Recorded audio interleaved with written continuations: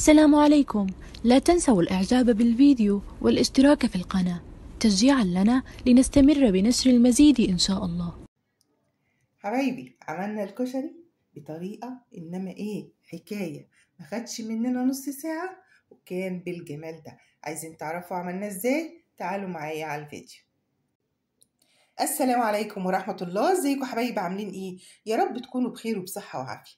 النهاردة زي ما انتوا شايفين كده عندنا عدس وعندنا حمص، طبعا مش فيه شوية حاجات تانية هنشوفها مع بعض.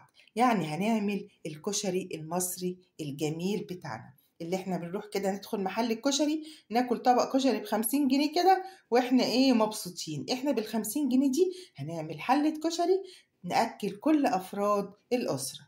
طيب هنعمل الكشري بتاعنا ازاي؟ تعالوا معايا. دلوقتي حبايبي غسلنا الحمص كويس جدا، احنا كنا نقعينه في ميه سخنه، غسلناه كويس جدا وحطيناه يتسلق. والعدس نقيناه وغسلناه كويس جدا وحطيناه يتسلق. وحطينا حله للمكرونه، ودي حله هنعمل فيها الرز. هي كبيره شويتين بس دلوقتي هتعرفوا انا عامله الرز في حله كبيره ليه. هننزل بالملح على ميه المكرونه. بالنسبه للعدس والحمص مش هنحط عليهم ملح دلوقتي خالص، لما نلاقيهم دخلوا في مرحله السوا هنحط عليهم ملح بسيط. هنحدق ميه المكرونه بسم الله بس كده، وهنبتدي بقى هنغطيها وهنبتدي نعمل الرز بتاعنا بسم الله. هننزل شويه زيت كده للرز، تمام. وهننزل بالشعريه، شويه شعريه حلوين كده، نكتر الشعريه.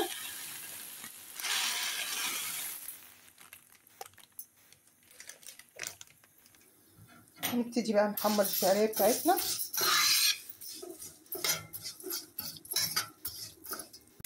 اول الشعريه ما تاخد اللون الذهبي هننزل بالرز بتاعنا، تمام حبايبي. طيب معلومه بالنسبه للكشري، احنا العدس بتاعنا مش بنسلقه نهريه، لا بنخليه 3/4 سوا، تمام حبايبي. بالنسبه للمكرونه نفس الحكايه بنخليها 3/4 سوا. كده الشعريه اخدت اللون الذهبي هننزل بالرز بتاعنا. جبنا بالرز هنفضل نقلب فيه شويه لحد ما يتغلف بالزيت.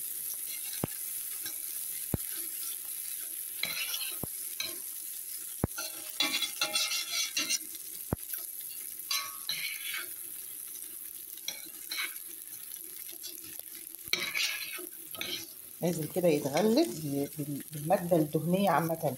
إن كنتي بتعملي رز بزيت أو سمنة تنزلي بالرز كده على الشعرية أو على السمنة وتحطي كده تقليبة لمدة دقيقة كده، تغلفيه الأول بالمادة الدهنية اللي هو نزل فيه، تمام حبايبي. وبعدين ننزل بالمية بتاعتنا عشان يبقى الرز مفلفل وجميل.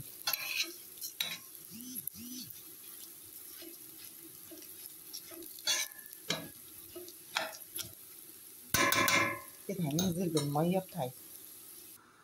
نزلنا بالمية، تمام حبايبي. المية بتبقى عقلة فوق الرز، دي اسهل طريقه لعمل الرز، الميه بتبقى عقله فوق الرز، تمام. هنبتدي نملحه بقى زي ما احنا عايزين وبنحب الملح بتاعنا.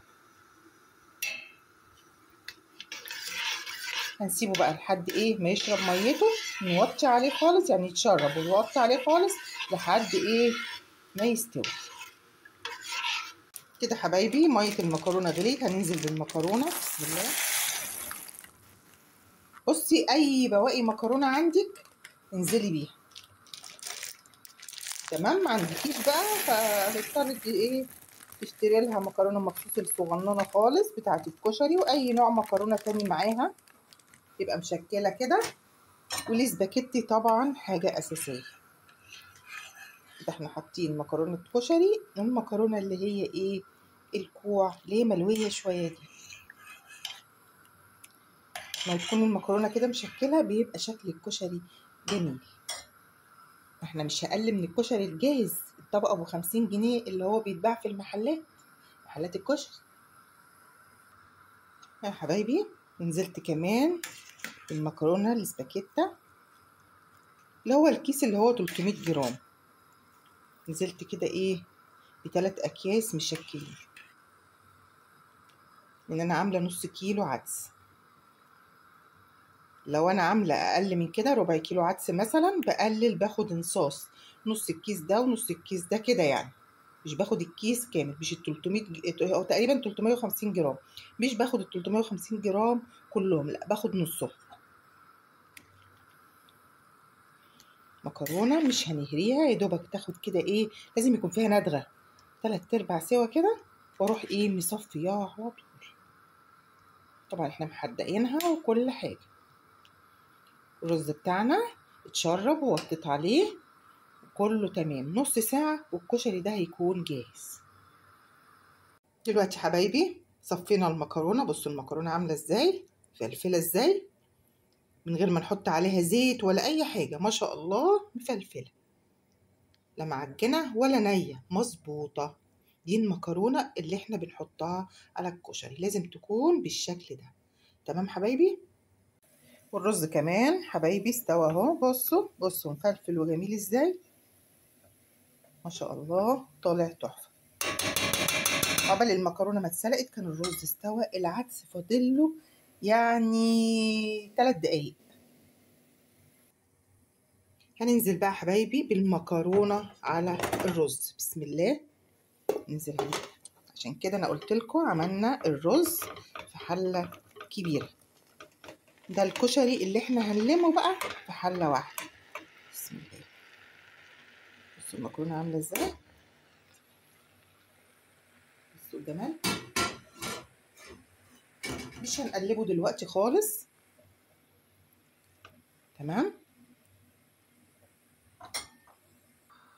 في نفس الحله اللي كنا سالقين فيها المكرونه هننزل شويه زيت حلوين بقى كده عشان نحمر البصله.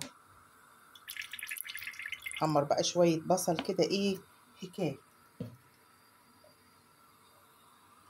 مقطعين البصل بالشكل ده، ما تقطعهوش ولا تبشريه حتت صغيره يعني، انت قطعيه حتت كبيره. ليه؟ علشان البصل ما ينزلش ميته، وبعدين تعرفي تحمريه يبقى مقرمش معاكي.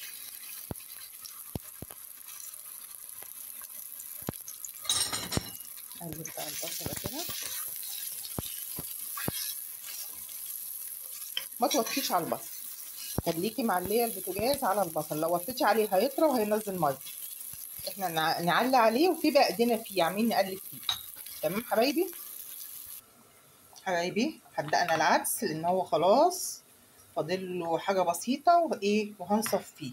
العدس ما بيتغسلش، يعني العدس هنصفيه ومش هنغسله، ولا المكرونه بتتغسل، بنضيع طعم المكرونه خالص. والعدس لو غسلناه المكرونه يا دوبك بتترشرش بس، رشرشه بسيطه، عشان لو منشيه زياده يعني بننزل النشا اللي فيها الزياده بس، لكن ما بنغسلهاش كده بنضيع طعم المكرونه.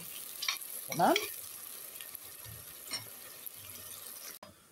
كده حبايبي. صفينا العدس، بصوا عامل ازاي، مش معجن، فلفل وجميل. تمام. هنعمل ايه دلوقتي؟ هننزل بالعدس على المكرونه والرز. بسم الله.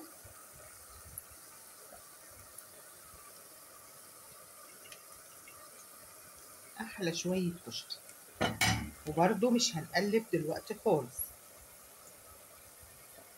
تمام. شفت الحله اتملت اهي، عشان كده انا قلت لكم انا عامله الرز في حله كبيره. كده الكشري بتاعنا اتعمل. دلوقتي حبايبي البصله بتاعتنا زي ما انتم شايفينها كده، كده هنبتدي نصفيها من الزيت. بصوا لونها عامل ازاي. الزيت بقى اللي احنا حمرنا فيه البصله هننزل يعني ايه بنصه كده على الكشري بتاعنا. بسم الله. ننزل كده ايه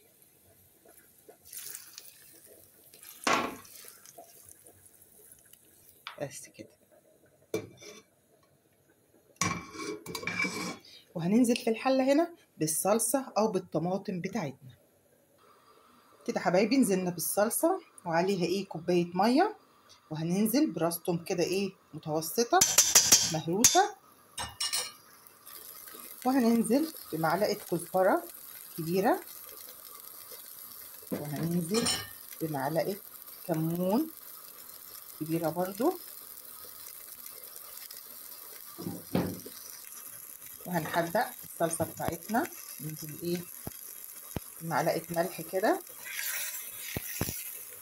تعتبر الصلصة بتاعتنا ني في ني، بتبقى سكر حقيقي غير اللي هي بتقللها. اللي بتعمليها بتقلية دي بتبقى تقيلة شوية، دي بتبقى سكر أحلى. جربوها بس، أحلى صلصة كشري هتعملوها، جربوها بس على طريقتي. وهننزل بمعلقتين خل كده حبايبي. هنسيب بقى ايه الصلصة الطماطم دي تفك، تبقى أحلى صلصة. الريحة بقى قلب البيت. الكشري بتاعنا بقى هنقلبه كله كده ايه مع بعضه كده. الكشري خلص، فاضل الحمص، فاضل له ايه 5 دقايق وهقفل عليه كده. الكشري بتاعنا نص ساعة وعملناه كله، ما خدش مننا وقت خالص. شوفوا عملنا حلة قد ايه ما شاء الله. هناكل وهنفرق على الحبايب. ايه رأيكم في الجمال ده؟ ولا حلل كتير بقى ولا الكلام ده كله. لمينا الكشري كله في حلة واحدة، وطالع زي ما انتوا شايفين كده تحفة حقيقي تحفة. ريحته بقى قلب البيت كده حبايبي. الحمص بتاعنا كمان استوى، حدقناه، وهننزل عليه بشوية كمون صغننين كده.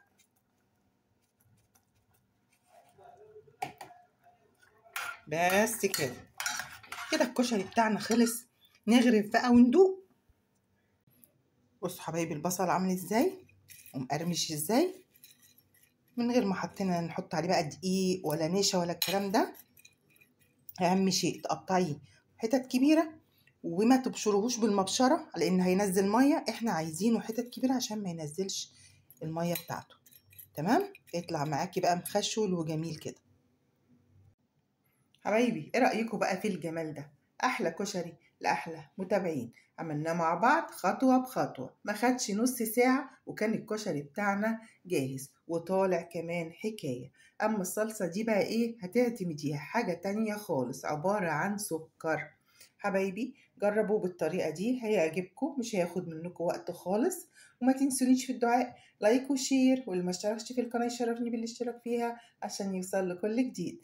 أسيبكم في رعاية الله وأمنه، والسلام عليكم ورحمة الله.